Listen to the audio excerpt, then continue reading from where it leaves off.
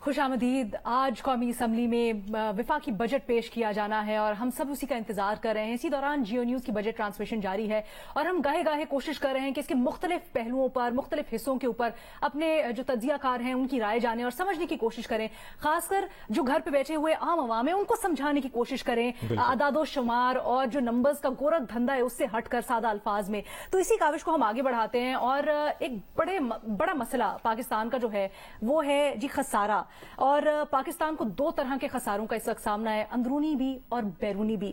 اور جو بیرونی خسارہ ہے وہ تو درآمدات کی وجہ سے ہم سب کو پتا ہے. ہم اکثر ایکسپورٹس اور امپورٹس اور اس سب کے بارے میں نیوز آپ کو دے بھی رہے ہوتے ہیں. اور دوسری طرف جو درآمدات کرنے سے آمدنی کم ہو رہی ہے تو اس کی وجہ سے اندرونی جو ہمارا خسارہ ہے وہ بھی بڑھتا چلا جا رہا ہے. اس پر ہمارے ساتھ مہمان موجود ہیں جن سے ہم رائے جانیں گے، تجاویز ان کی جانیں گے. ہمیں جوائن کریں معاشی تجزیہ کار فرحان بخاری صاحب اور CEO بینک آف پنجاب ظفر مسعود صاحب نے بھی ہمیں جوائن کیا ہے. ظفر مسعود صاحب، آپ سے ڈسکشن کا آغاز کریں گے. بینکنگ شعبے کے لیے رواں مالی سال کیسا رہا اور اس سال بینکوں کے منافع میں اضافہ ریکارڈ کیا گیا، اس کی وجوہات؟ اگلے مالی سال میں مرحلہ وار بینکوں کے ٹیکس کو 39% سے 29% کیے جانے کی تجویز بھی دی گئی. اوور آل انالیسز آپ کا کیا ہے اور آپ کی بجٹ سے کیا ایکسپیکٹیشنز؟ سوری، میں کیونکہ ریموٹ آپ کے ساتھ آن لائن پہ ہوں تو آپ کا تھوڑا سا آواز ٹوٹ رہی تھی تو میں صحیح طرح آپ کا سوال سن نہیں سکا. آپ کی اوور آل بجٹ سے ایکسپیکٹیشنز کیا ہیں ظفر مسعود صاحب؟ جی دیکھیے، آپ نے غالباً سوال یہ پوچھا تھا کہ پچھلا سال بینکنگ انڈسٹری کا کیسے رہا. اور جی میں یقیناً پچھلا سال بہت عمدہ سال تھا جس کے اندر ہماری جو سبسٹینشیل پروفٹیبلٹی بینکوں کی بڑھی، جس کے اندر بینکوں نے جو ہے وہ کافی اسٹرانگ سپورٹ کیا گورنمنٹ کو for their بجٹری requirements per.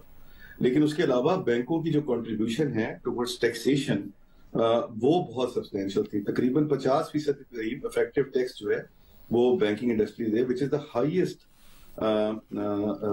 Sector in terms of tax contribution to the government coffers. Not just that is the highest tax contribution within the country, but it is within the region. In fact, this is the highest tax rate. اور ہم نے last year کے اندر direct income tax کی مد میں 318 billion روپے کی contribution کی اور through the withholding tax collection ہم نے 269 بلین روپیز کی کنٹریبیوشن کی ہے. اور وہ جو ٹوٹل کنٹریبیوشن تقریباً 600 ارب روپے بنتی ہے، جو بہت سبسٹینشیل کنٹریبیوشن ہے. اگر ہم آج دیکھتے ہیں ڈائریکٹ اور انڈائریکٹ ٹیکس کی کنٹریبیوشن کی تو جو ڈائریکٹ کنٹریبیوشن ہے گورنمنٹ کی ٹوٹل ٹیکس کلیکشن کے اندر وہ تقریباً 15% کے آس پاس ہے ود ہولڈنگ ٹیکس اور انکم ٹیکس ملا کے، فیڈرل ایکسائز ڈیوٹی ملا کے.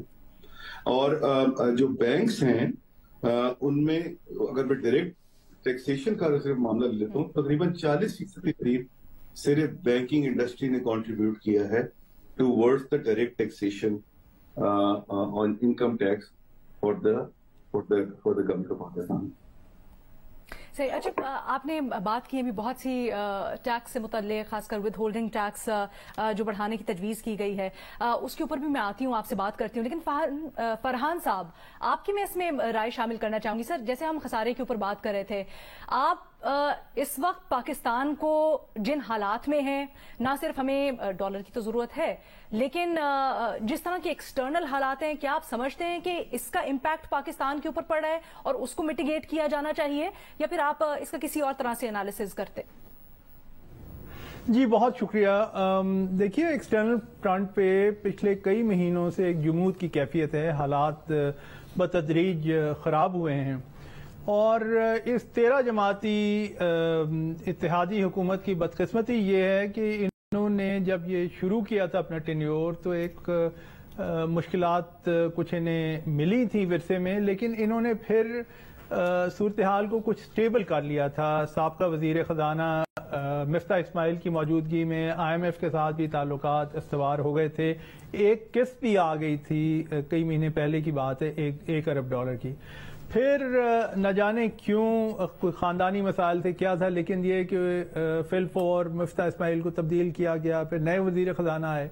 اچھا، ان کے بارے میں لگتا یہ ہے کہ انہوں نے اپنا ٹینیور ہی شروع کیا ہے ایک پبلک میں ایک سخت رویے کے ساتھ، جس کے نتیجے میں کچھ نقصان ہوا ہے. انہوں نے شروع میں فرمایا تھا کہ جی میں آئی ایم ایف کو دیکھ لوں گا یا قابو کر لوں گا. ڈالر سے متعلق بھی دعوے جی ڈالر کے حوالے سے بھی جو دعوے تھے وہ بھی ان کا بھی حقیقت سے کوئی تعلق نہیں تھا. اور وہ آج بھی ابھی حال ہی میں انہوں نے کسی بلومبرگ کی رپورٹ کا حوالہ دے دیا جو کہ ممبئی میں بیٹھے ہوئے ایک یا دو اینالسٹ نے لکھی ہے، جس میں انہوں نے فورکاسٹ یہ کیا کہ روپیہ 240 یا 244 روپے تک آ سکتا ہے. جبکہ کئی اور رپورٹس، یہ تو ایک رپورٹ ہے جو کہ مئی میں آئی، میں نے کم سے کم 8 یا 10 رپورٹس ایسی دیکھی ہیں جو کہ بات کر رہی ہیں 300 روپے سے تجاوز کی، تو وہ اس کا کبھی ذکر نہیں کرتے. تو یہ جو غلطیاں ہوئی ہیں، پھر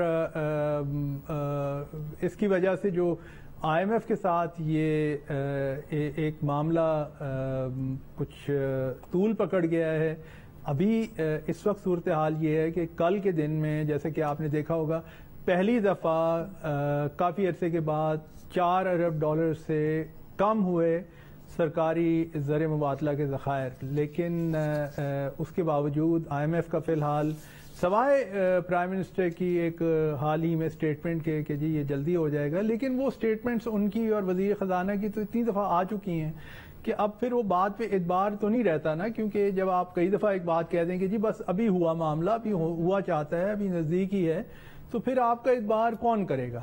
اور پاکستان بدقسمتی سے نتیجتاً ایک مخمصے میں پڑ گیا ہے. پھر یہ بجٹ کی بھی جو صورتحال ہے، دیکھیے نیا مالی سال 1 جولائی کو شروع ہوگا اور اس سے پہلے پاکستان کی مزید ادائیگیاں ہیں، تو یہ زر مبادلہ کے ذخائر مزید کم ہونے کا امکان ہے.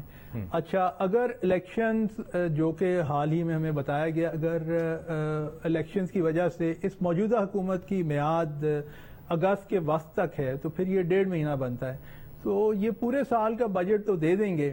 اور اس میں کچھ ایلوکیشنز ایسی ہیں جن کے بارے میں خدشہ ہے کہ وہ متنازع ہو جائیں گی. مثلا 10 ارب روپے کی ایک رقم جس کے بارے میں کہا جا رہا ہے کہ 10 ارب روپے لیپ ٹاپ سکیم کے لیے رکھے گئے ہیں. اب وہ لیپ ٹاپ سکیمز ماضی میں بھی جب ہوئی ہیں تو اس پہ بھی بہرحال سوالیہ نشان ایک اٹھایا گیا. اگر وہ ایک اچھا بھی عمل ہے تو کیا ایک ایسے وقت پہ جبکہ کمر توڑ مہنگائی کی بات تو پیچھے رہ گئی، اس سے بہت آگے چلی گئی بات، اور کھانے پینے کی اشیاء لوگوں کو پوری طرح نہیں مل رہی، تو کیا آپ کی پرائیورٹی کیا ہے؟ آپ کی کیا پرائیورٹی بھوکے لوگوں کو خوراک پہنچانا ہے یا یہ دوسرے کام ہیں؟ پھر پارلیمنٹیرینز کے لیے سنتے ہیں کہ 90 ارب روپے کی رقم کی بارے میں توقع ہے کہ وہ مختص کی جائے گی. اب آپ الیکشن میں جا رہے ہیں، الیکشن کے بعد کوئی نئی حکومت آئے گی.